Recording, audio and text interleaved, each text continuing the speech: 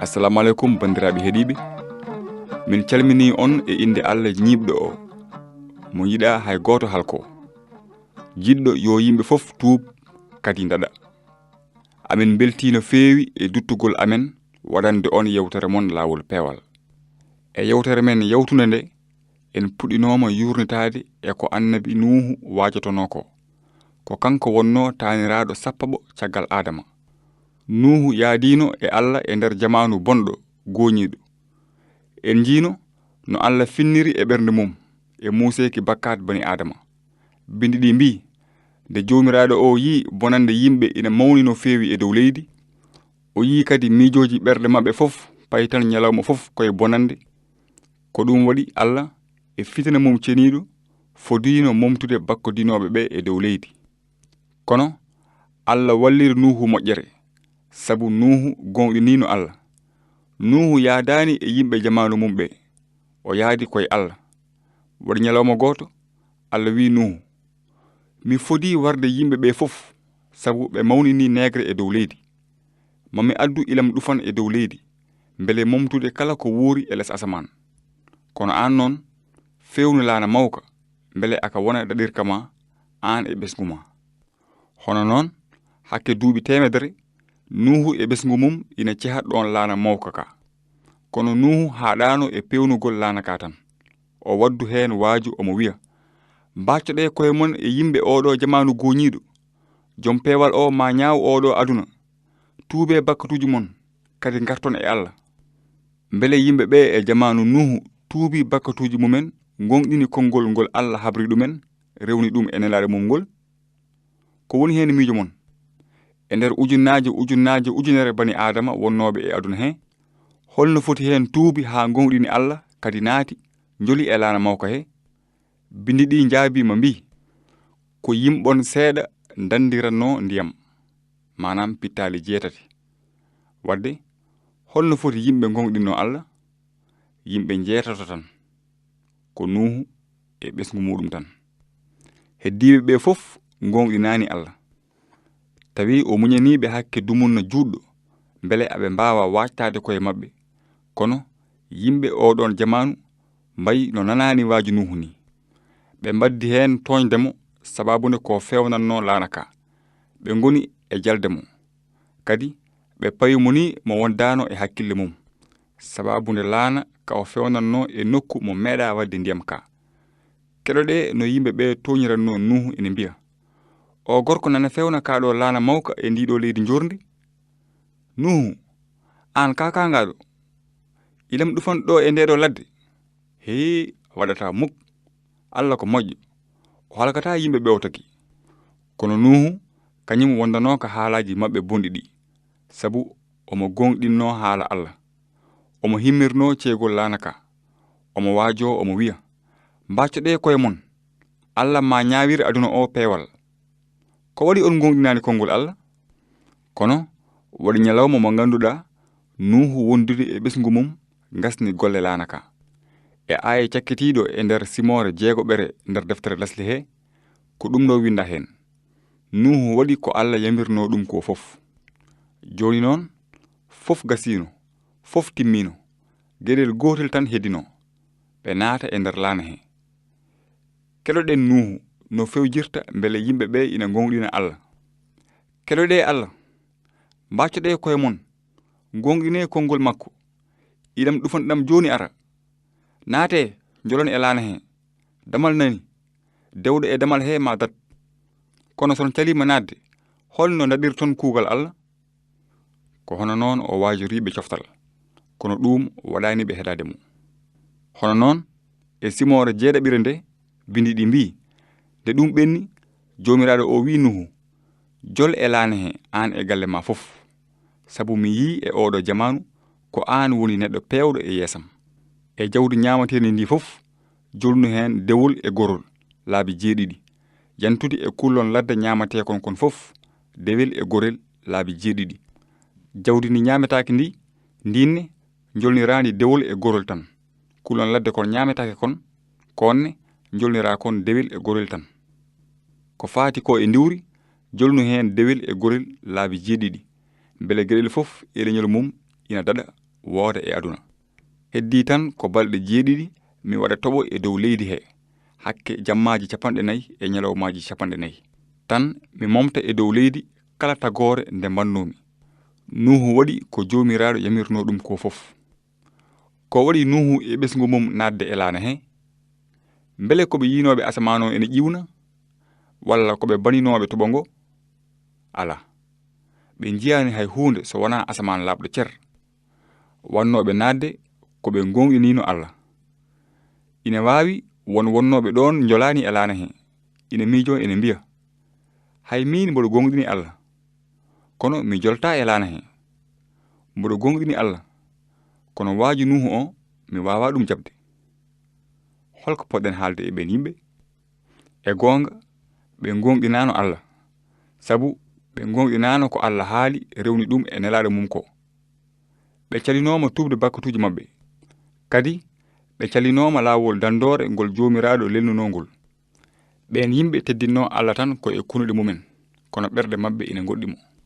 Wadde noon bindi ɗi mbii kanko e ɓiɓɓe makko worɓe e debbo makko e rewɓe ɓiɓɓe makko ɓe njoli e nder laana he mbele aɓe ndaɗa e ilam dufan ɗam e jawdi ñaamateeni ndi e ndi ñaametaake ndi wondude e kullon ladde ñaamateekon kon e kon ñaametaake kon geɗel heen fof dewol e gorol ngari haa njetti njoli e laana he no Allah yamirirnoo ɗum Nuuhu ni.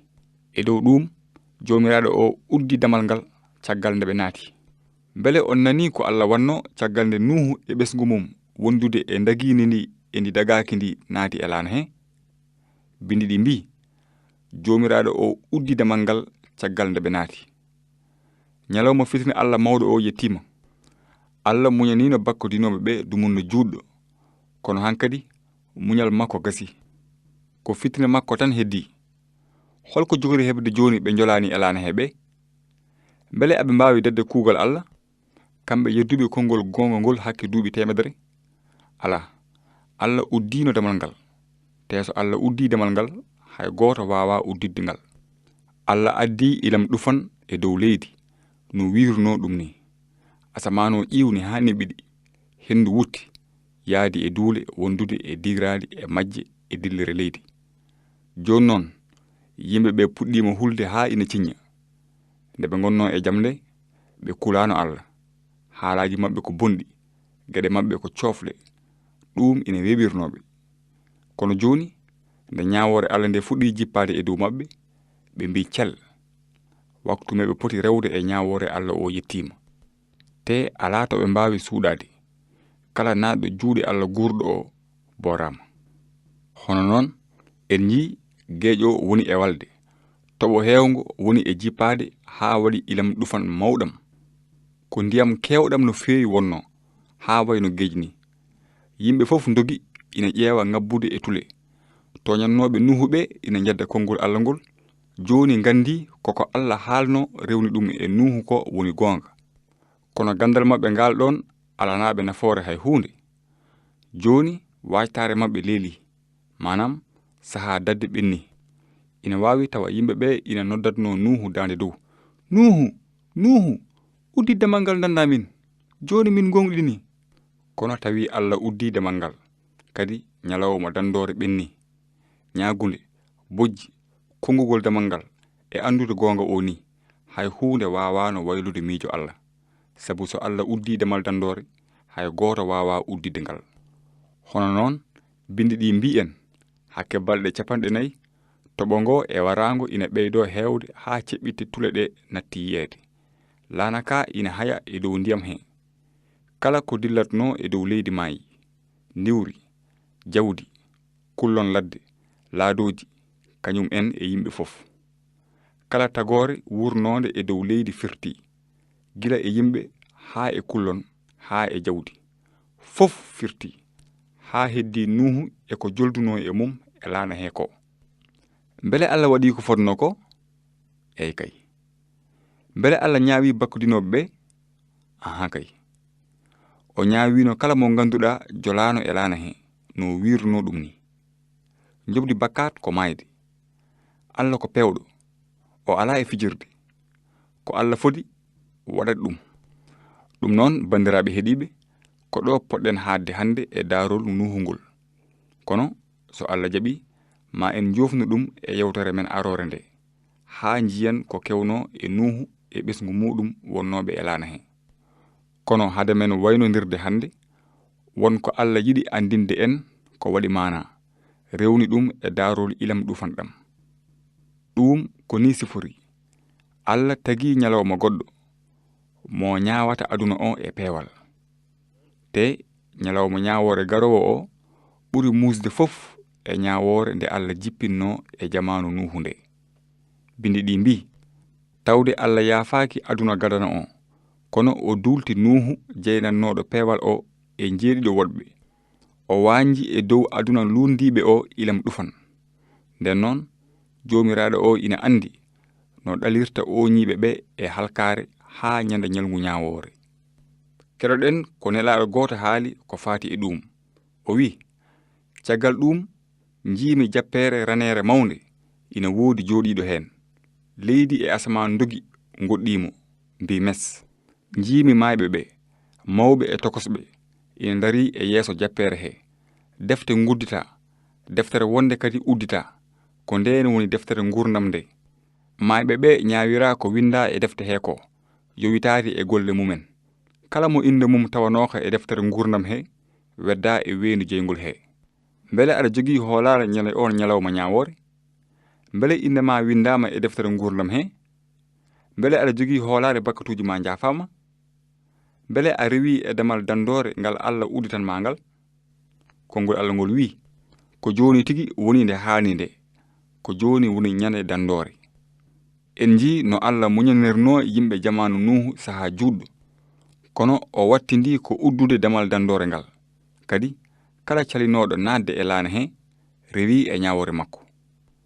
Hono noon ko faati e ñalawma mo Allah jogori ñaawde aduna o, bindi ɗi mbi ngati onon e koye mon oɗon janana ñalngu jomiraɗo ngu jogori ardude kono gujjo ardata jamma ni. Saanga nde yimɓe mbiyata ndaw deejre, ndaw kisal, ko ndeen bo maare marɓoto e mumen no muuseeki ngati were ni. Te ɓe daɗata muk. Hay gooto daɗata so wona rewnoɓe e damal dandore ngal Allah udditi ngal. E saha Nuuhu hol dannoɓe e ñaawore ilam dufan ɗam? Ko naatirnoɓe damal laana ɓe ndaɗi.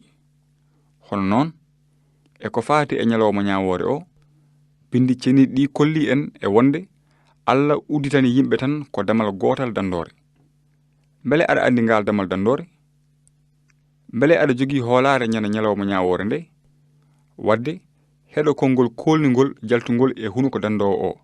O wi ko min woni damal ngal, kala naatirɗo e am ma dande. E goonga mboɗo wiya on, kala nanɗo konngolam gonɗini nelɗumi o heɓi ngurdam ha abada. On fawetaake kuugal, iwi e mayde, fayi e ngurdam. Ɗum noon bandiraɓe ko ɗo kaɗaten hande. On jarama sabu keɗogol mon. Amen mbiya on tan ha balɗe garoje. So Allah jaɓi ma en jewtu jewte goɗɗe paatuɗe e dandowo mo Allah neli e aduna o. O wi ko min woni damal ngal, kala naatirɗo e am ma dande. Ɗum noon ha balɗe garoje yo moƴƴere Allah won e mon, kadi miitoɗon e ko konngol Allah ngol haali. Wi nden noon enenne holno mbawirten dadde kuugal so tawi en palkisima dandore fondini mawnude?